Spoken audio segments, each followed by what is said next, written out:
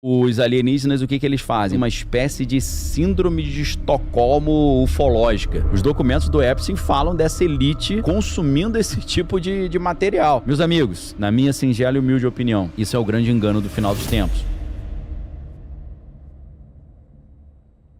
Tem uma simbologia muito interessante também do cervo, do alce e também da ideia do gamo, né? Porque esse animal, dentro do esoterismo, do ocultismo, ele tem uma simbologia também do renascimento, daquilo que se renova, porque os chifres caem e renascem todo ano, né? Então ele tem também essa simbologia do ciclo da vida, da imortalidade, e ele também funciona como uma espécie de guia espiritual.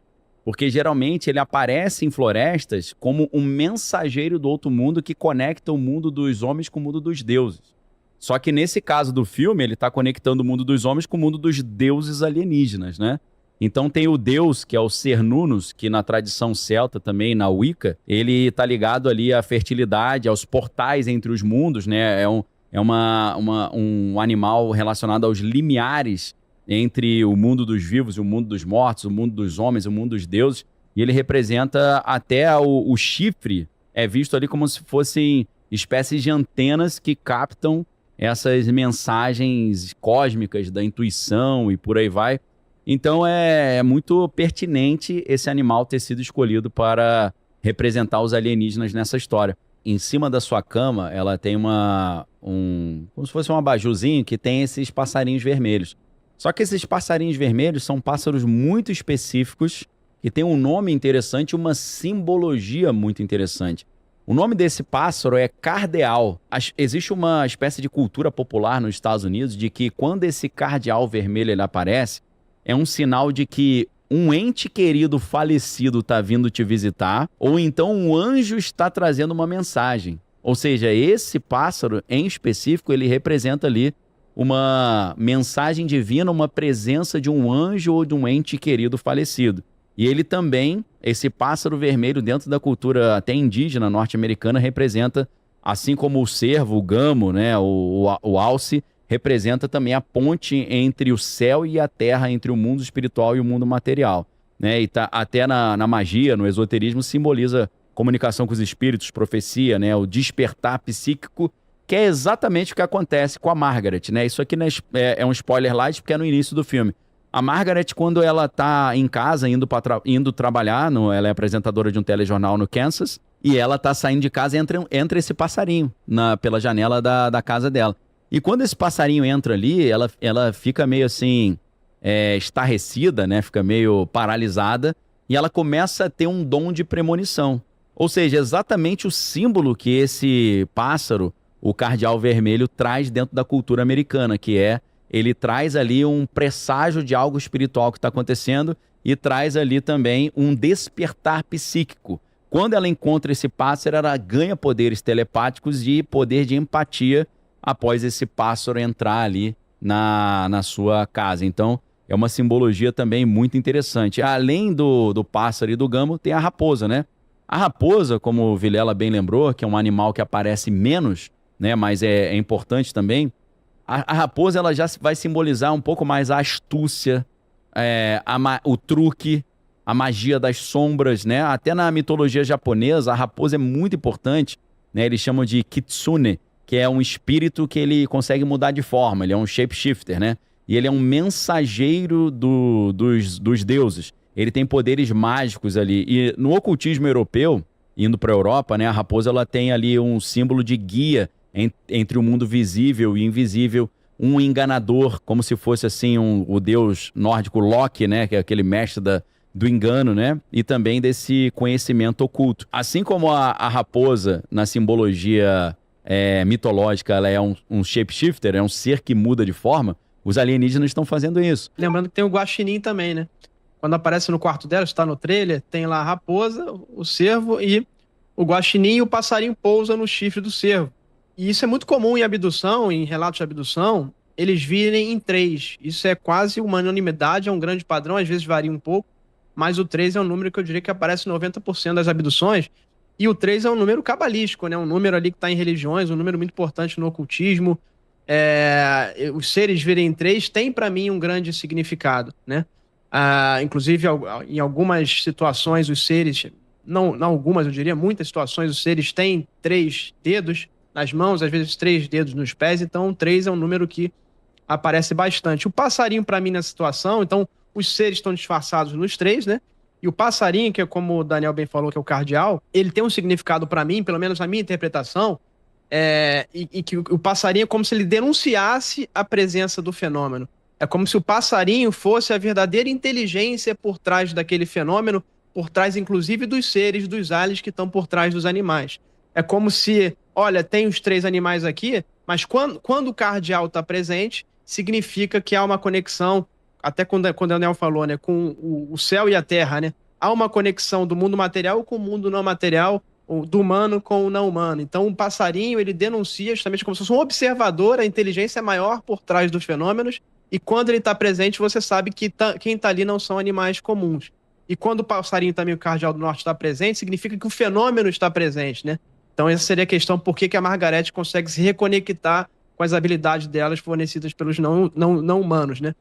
Algumas vezes, algumas histórias são os passarinhos, algumas histórias são corujas, por exemplo, que é um ser que aparece muito, que falam que também teria mesmo significado. Então, essa é uma observação que eu notei. O Spielberg se inspira no Arthur C. Clarke. Então, você pode ter certeza que ele tem essa ideia de que os alienígenas têm uma forma horrorosa que se assemelha a demônios. A gente tem a conexão disso com Aleister Crowley, né, com o demônio Lam, quando ele fez o rito de Amalantra. Então, a gente sabe que invocação de demônio e contato com alienígenas são coisas que andam muito juntas, né? O próprio Rony pode nos ajudar aí a mostrar que isso aí é igual sovaco e axila. Aparecimentos ali, fenômenos alienígenas, tem algum ritual acontecendo, né não, Rony? Então isso aí sempre caminha junto. Eu creio, baseado nessas referências que o Spielberg usa, que ele tem plena consciência disso, que ele sabe o que realmente ele está divulgando, que ele não está divulgando seres, como a gente chama de extraterrestres. Eu acho que ele sabe que no topo da cadeia desses seres estão seres interdimensionais que são equivalentes aos conceitos de anjos e demônios das religiões. A abdução do Spielberg nesse filme parece até um exame oftalmológico, né? Vem uma luzinha, né? Vem uma luzinha no olho ali, aí brilha o olho, acabou. E a gente sabe muito bem que a abdução na vida real não é assim. A abdução, a pessoa é levada à força, ela é ferida, ela é cortada, ela é furada, colocam objetos em todos os orifícios possíveis daquela pessoa. Ela é abusada fisicamente, é abusada sexualmente. Para que um ser altamente evoluído, tecnológico, vai pegar uma pessoa no braço, e tem várias pessoas que lutaram com seres no braço na história, pessoas que não têm nenhum motivo para mentir, lutaram com seres no braço. O ser pega a pessoa no braço, amarra com uma corda, chega lá, a nave tem um monte de botão que é pior do que o nosso. Essas pessoas tiram-se litros de sangue. Para que você vai fazer uma pesquisa genética? Você precisa tirar litros de sangue. Nem a gente, que é pouco evoluído, precisa disso, né? Não tem uma anestesia. Para que você vai furar a pessoa sem anestesia? É para a pessoa sentir dor, é para a pessoa se sentir abusada, a pessoa se sentir traumatizada. A abdução é para isso. Isso tem toda a cara de um ritual iniciático, né? A pessoa é levada à força, a pessoa é levada quando criança, ela é iniciada nesse ritual quando criança, ela é torturada ali naquela mesa.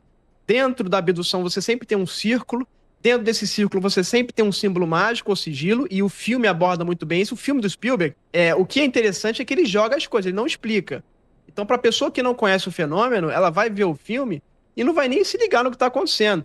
Agora, se você olha no trailer, a primeira coisa que o Spielberg mostra antes da cena em que o servo vira um alien é justamente a criança em cima de uma mesa, e aí você tem um círculo, e dentro desse círculo tem esse símbolo ou sigilo, o que é muito comum em rituais de magia negra. Então, tem que falar, a mutilação anômala dos chupacabras quanto a abdução é muito parecido com os rituais que os humanos fazem de oferecimento a essas entidades. Então, para mim, de fato, sim, tem muitas similaridades entre o que esses seres estão fazendo e que os humanos estão fazendo na magia.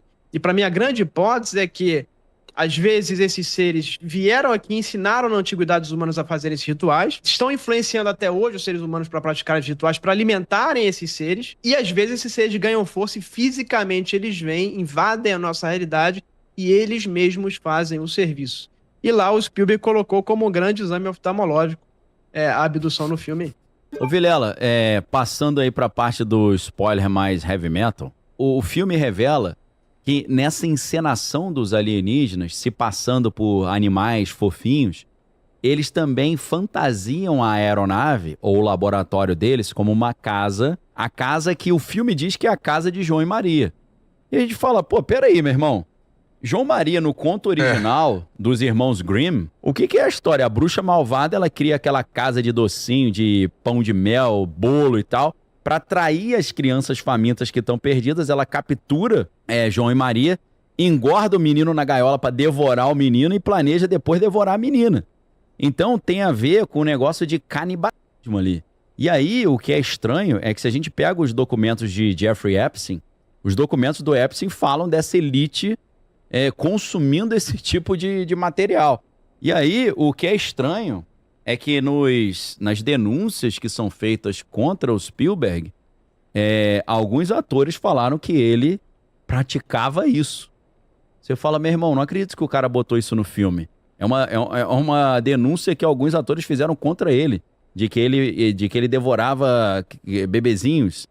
Então eu achei um negócio extremamente estranho e sinistro isso. A casa de João Maria virou uma armadilha de abdução ali, de tortura das crianças, porque o que parecia originalmente ali no início um conto de fadas para as crianças era, na verdade, um trauma de infância pesadíssimo, disfarçado de maravilha. Parece que eles implantam na pessoa uma espécie de empatia, como se fosse ali uma síndrome de Estocolmo, né? Que o cara fica apaixonado pelo torturador. Você já viu casos assim, Rony, que a pessoa fica, em vez de ficar traumatizada, ela volta super apaixonada, achou tudo muito lindo? Você já viu isso? Se a gente pega o caso Varginha, né? Eu entrevistei as meninas no documentário e eu perguntei muito dos olhos. O filme do Spielberg fala muito dos olhos, inclusive o Spielberg falou nos bastidores, olha, tudo tá nos olhos. A alma você consegue acessar pelos olhos. E é muito clássico que quando as pessoas olham nos olhos desses seres, e os olhos não são grandes à toa, os olhos são grandes para as pessoas acharem inevitável olhar para os olhos. Se você lembrar no filme do Spielberg, quando tem a cena do cervo virando o ET, dentro do olho dele tem um sigilo também, que é o mesmo sigilo que está no círculo de plantação, que está no material e que está no chão quando a criança é abduzida. Então, o que significa esse símbolo? Quando você cria esse símbolo, ele tem uma intenção ali dentro, e ele é o que conecta nós, humanos, com essas entidades que seriam as não humanas quando a gente faz uma magia, um ritual. Quando eu entrevistei as meninas de Varginha, o que elas me relataram foi que quando elas viram o ser, era muito feio, era horrível, tinha veias saltadas, tinha aquelas coisas que pareciam chifres, as protuberâncias, tinha uma pele marrom, os olhos vermelhos, e quando elas olham finalmente nos olhos, duas delas, que é a Kátia e a Liliane, a Valkyria não ficou olhando nos olhos porque ela ficou impressionada com o ombro com veias, elas relatam que começaram a sentir pena do ser. E eu falava assim, mas ele tinha expressão facial de sofrimento? Não, ele era feio, era horrível. E como assim você teve pena de um ser que não tem expressão facial e que é horrível? Tivemos pena porque olhamos nos olhos. Quando olhamos nos olhos, ele colocou na nossa mente aquele sentimento de empatia e de que ele estava sofrendo. Vocês veem como esses seres são manipuladores. Pelo que percebi, no caso Roosevelt, é o único citado na parte onde mostram várias imagens e vídeo. Há alguma probabilidade de alguma daquelas imagens e vídeos serem reais, já que Spielberg é influente no Pentágono? Muito se especulava que o Spielberg tem conexões e que ele iria colocar cenas reais de Roswell e outros casos nesse filme, né? E aparecem cenas muito bem feitas, uma recriação de um filme como se fosse 1947 mesmo, os soldados pegando os seres, a nave enterrada lá no meio da Terra.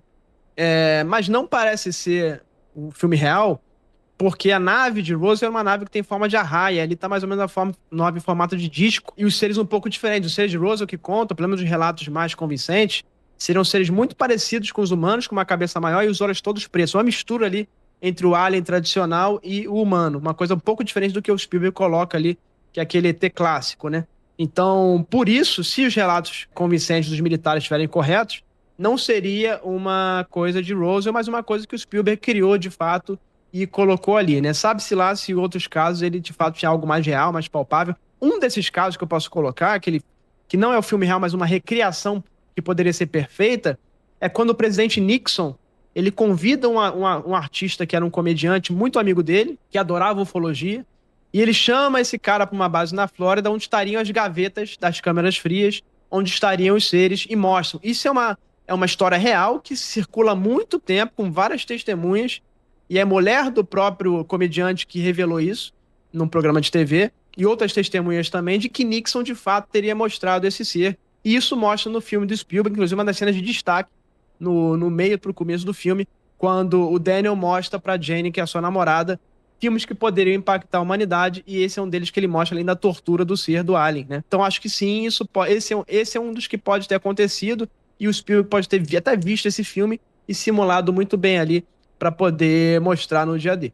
Agora tem seres tecnológicos que aparecem muito dos oceanos, né? Inclusive, essa revelação toda muito impulsionada pelos encontros que os caças americanos, que os ativos americanos tiveram no Oceano Pacífico e Atlântico. Então, será que alguma civilização sobreviveu a um cataclismo, os Atlânticos, por exemplo, e tem bases no oceano? Os deputados estão falando que existem 6 bases.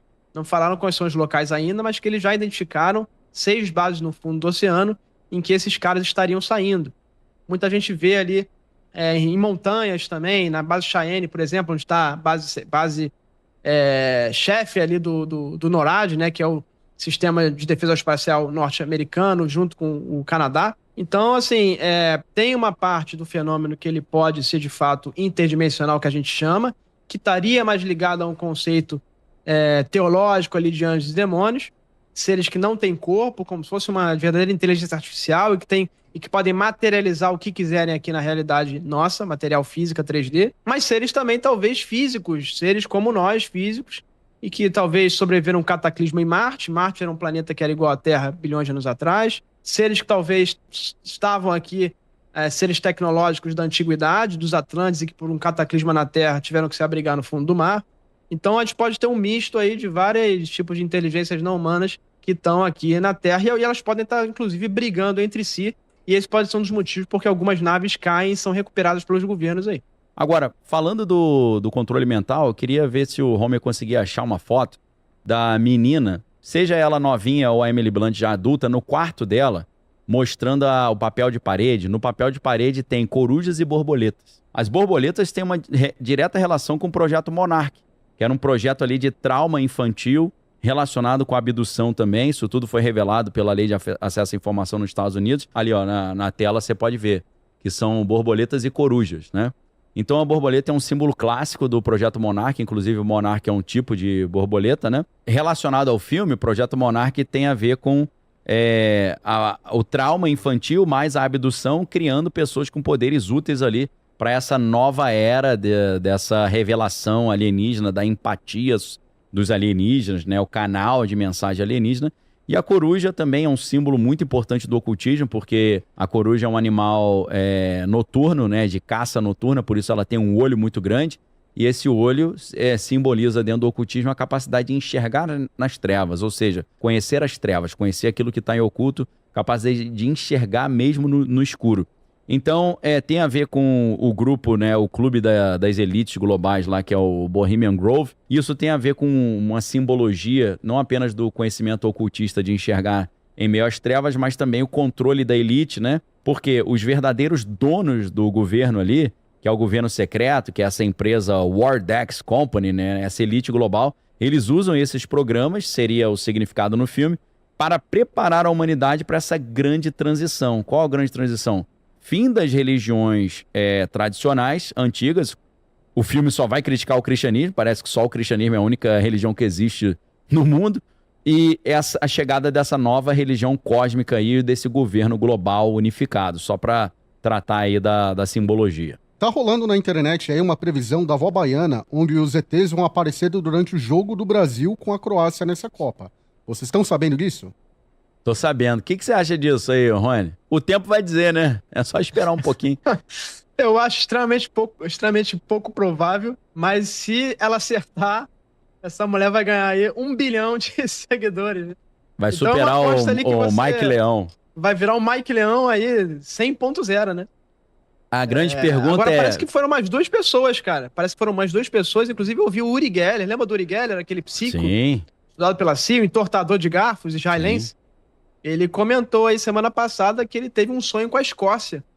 E ele teve um sonho com a Escócia de que no jogo da Escócia, ele não fala o Brasil, mas no jogo da Escócia aconteceria a apresentação desses seres, né? Então não sei se ele viu ela falando ou ele é um cara que foi até estudado pela CIA, também tá sabendo das coisas, mas o fato é que foi mais de uma pessoa, já tem pelo menos 3 aí, que previram esse negócio. Vamos aguardar aí pra ver o que acontece. Não, e só para lembrar que o Uri Geller, ele previu o atentado que ia acontecer com a equipe de Israel, o Uri Geller é israelense, nas Olimpíadas de Munique. E ele falou para Israel não mandar a equipe, mas aí o pessoal achou que era delírio e acabou mandando. Então, provavelmente isso que o Uri Geller falou não vai acontecer, é a probabilidade maior, mas a gente não pode esquecer que, teoricamente, hipoteticamente, ele já acertou algo estranho que aconteceu nas Olimpíadas de Munique, né? Só para citar aí. E eu acho que essa mensagem do filme é uma mensagem muito perigosa de que os alienígenas são maravilhosos, são bonzinhos e que agora eles vão salvar a humanidade e Jesus não é mais o salvador da humanidade, agora são os alienígenas. Esse discurso está sendo preparado já há muitos anos para ser implementado. Então você que é cristão, lembre-se, líderes cristãos nos Estados Unidos estão sendo visitados ali por deputados federais, senadores que tiveram contato com os documentos que eles querem revelar, e esses documentos vão dizer, segundo eles, que a grande revelação que eles estão segurando até agora para não chocar a humanidade é que Deus não existe e os deuses das religiões, na verdade, eram quando alienígenas visitaram o planeta Terra. Meus amigos, na minha singela e humilde opinião, isso é o grande engano do final dos tempos.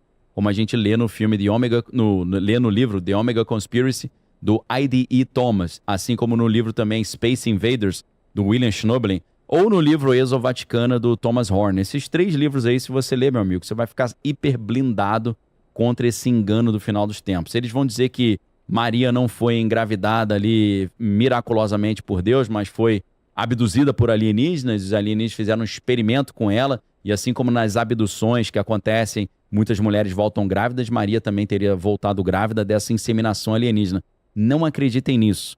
Mesmo que você veja naves paradas em cima do Vaticano, em cima da Casa Branca, isso faz parte, na minha singela e humilde opinião, do engano do final dos tempos. A Bíblia diz em 1 Timóteo 4:1, o Espírito expressamente diz que nos últimos dias muitos abandonarão a fé, dando ouvido a espíritos enganadores e doutrinas de demônios. Então, meus amigos, meu alerta para vocês. Tomem muito cuidado, fortaleçam a sua fé e firma a sua casa na rocha, porque diante disso tudo que está acontecendo, eu creio que o grande engano está chegando. Deus abençoe, Deus proteja vocês e dê a vocês todos uma excelente semana em nome de Jesus.